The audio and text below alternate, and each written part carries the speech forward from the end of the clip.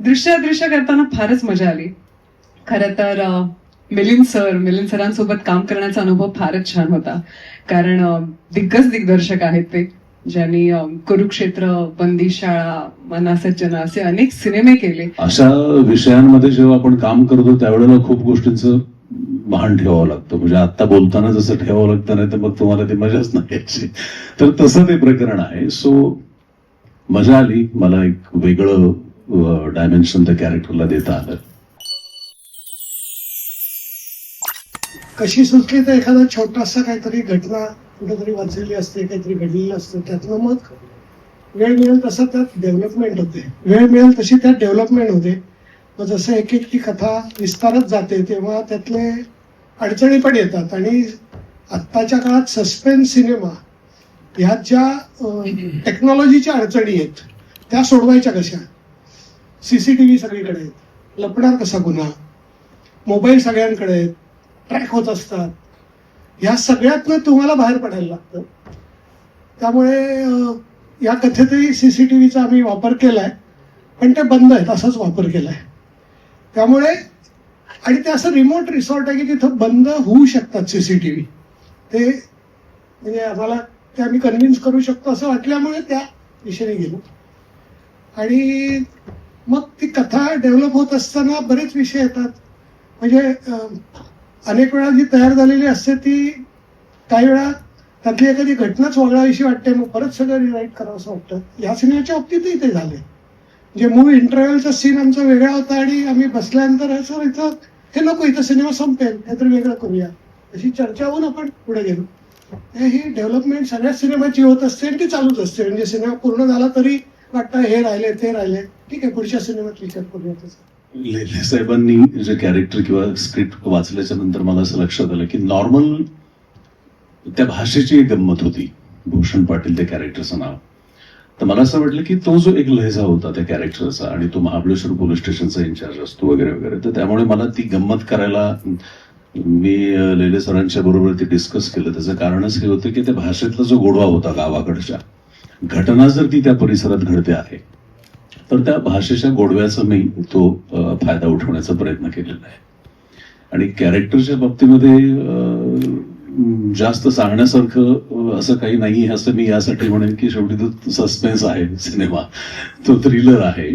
आणि त्याचा जो प्रवास आहे किंवा तो जो एक प्रवाह म्हणू आपण, गोष्टीचा जो एक प्रवाह आहे, तर त्या अनुषंगाने त्याची ती कथा उकल करण्याचं एक त्याचं जे काही त्याची पद्धत काम करण्याची किंवा काय, तर ती जास्त इंटरेस्टिंग, तिला डेकोरेटिव्ह कशी करता येईल हा एक माझा ते कॅरेक्टर पोर्ट्रे करताना प्रयत्न राहिला.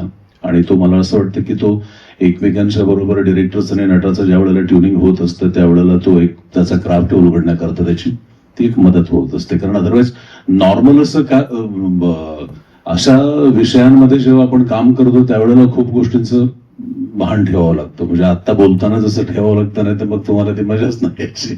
तर तसं ते प्रकरण आहे. सो मजा आली. मला एक वेगळं डायमेन्शन त्या कॅरेक्टरला देता आलं. सगळ्यात आधी मला हे सांगायला आवडेल की दृश्य हा आमचा सिनेमा सस्पेन्स थ्रिलर जरी असला तरीही आज वातावरणही सस्पेन्स थ्रिलर पाहिजे असं काही नाहीये. आल्यापासून फारच सगळे गंभीर आहेत आणि सस्पेन्स मध्ये बोलतायत. सो सर्वांचं स्वागत. सगळे मित्रमंडळीच आहेत आपले. आणि खरं तर थँक्यू सो मच. आज आमच्या दृश्यच्या ट्रेलर लॉन्चला तुम्ही आलात. खूप छान वाटतंय. आणि राहिला प्रश्न ह्या वर्षाचा, तर आय थिंक मी असं काही ठरवून करत नाही. फॉर्च्युनेटली किंवा अनफॉर्च्युनेटली एकाच दिवशी 2 सिनेमे येत आहेत. खरं तर हे भाग्य पण म्हणेन मी. पण मला असं वाटतं दोन्ही सिनेमे खूप छान चालावेत. दोन्ही सिनेमांना हाऊसफुल गर्दी व्हावी. आता सध्या माझी हीच एक इच्छा आहे. दृश्य करताना फारच मजा आली. खरं तर मिलिंद सरांसोबत काम करण्याचा अनुभव फारच छान होता. कारण दिग्दर्शक आहेत ते, ज्यांनी कुरुक्षेत्र, बंदीशाळा, मना सज्जना असे अनेक सिनेमे केले. आणि जेव्हा मला कळलं की मिलिंद लेले दिग्दर्शक आहेत आणि त्यांना तुला स्टोरी ऐकवायची असा फोन मला जेव्हा आला तेव्हा आय थिंक मी ऍक्च्युली घाबरले होते. मी त्यांना जेव्हा भेटायला गेले तर तुम्ही आमच्या सरांकडे बघितलं तर अशी नजर करारी आहे सरांची. त्यांना बघून मी अजून घाबरले. म्हटलं बापरे, एवढा मोठा दिग्दर्शक, त्यात सस्पेन्स थ्रिलर सिनेमा करायचा आहे आणि मग मी नरेशन घेतलं. पण त्या एका भेटीतच मला कळलं की इतकी छान व्यक्ती आहे ही माझ्या बाजूला जी आता उभी आहे. इतका शांत दिग्दर्शक, निर्मळ दिग्दर्शक मी कधीच पाहिला नव्हता. इतका कठीण विषय असून सुद्धा त्याने इतका छान सहज पद्धतीने आम्हा कलाकारांना ते समजावून सांगायचे. आणि मला आठवतंय की मी बऱ्याचदा कन्फ्युज असायचे सेटवर, कारण ह्या ऑफकोर्स तुम्ही जेव्हा चित्रपट बघाल तुम्हाला कळेल, अभिनयाच्या छटा फारच आहेत. म्हणजे एका आईची गोष्ट आहे, एका आईची मुलगी हरवते, तिचा नवराही तिला सापडत नाहीये आणि मग पूर्ण सिनेमा त्याच्या भोवती फिरतो. त्यामुळे खूपच कठीण कॅरेक्टर होतं. पण मिलिंद सरांमुळे ते इतकं सोपं करून सरांनी मला सांगितलं. So sir, thank you so much for that. आणि निर्मात्यांबद्दल मला विशेष सांगायचंय. आपण नेहमी म्हणतो की मराठी माणूस एकत्र येत नाही, मराठी माणूस एकत्र येत नाही. एवढी सगळी मराठी माणसं एकत्र येऊन एक सिनेमा प्रोड्यूस करतायत. आय थिंक हे विधान कुठेतरी आपण बदललं पाहिजे. सो सर्व निर्मात्यांचे मी आभार मानेन. तुम्ही ती एकत्रित येऊन दृश्य सारखा सिनेमा आज आपण रिलीज करतोय. आणि ऑफकोर्स अभिनेते अशोक समर्थ सरांसोबत मला कोणाला काम नाही करायचंय, ऑफकोर्स अनेक जणांना काम करायचंय. आणि ह्या वर्षी म्हणजे मागच्या वर्षी माझं नशीब जरा स्ट्रॉंग होतं, त्यामुळे ह्यांच्यासोबत मला स्क्रीन शेअर करता आली.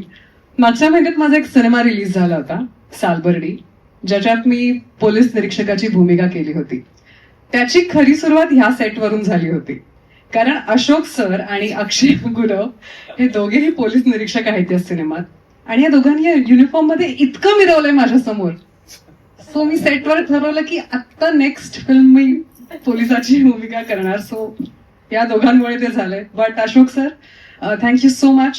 इतकी छान अनेक छान आठवणी तुम्ही दिल्यात एक अभिनेते म्हणून, आणि सरांकडून भरपूर शिकायला मिळालं. बऱ्याचदा मी सुद्धा आता तुम्हाला म्हटलं की कन्फ्युज व्हायचं, कारण सलग सीन नाही शूट व्हायचे. कधी कधी शेवटचा सीन आधी शूट झालाय, कधी पहिला सीन नंतर शूट झालाय.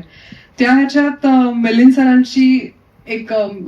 सर मला नेहमीच सांगायचे, पण अभिनेते म्हणून सुद्धा अशोक सरांनी फारच हेल्प केली. आणि सर, थँक्यू सो मच. तुमच्याकडून इन्स्पिरेशन घेऊन मी माझ्या पुढच्या सिनेमात पोलीस निरीक्षकाची भूमिका केली. So thank you so much. It was a wonderful team.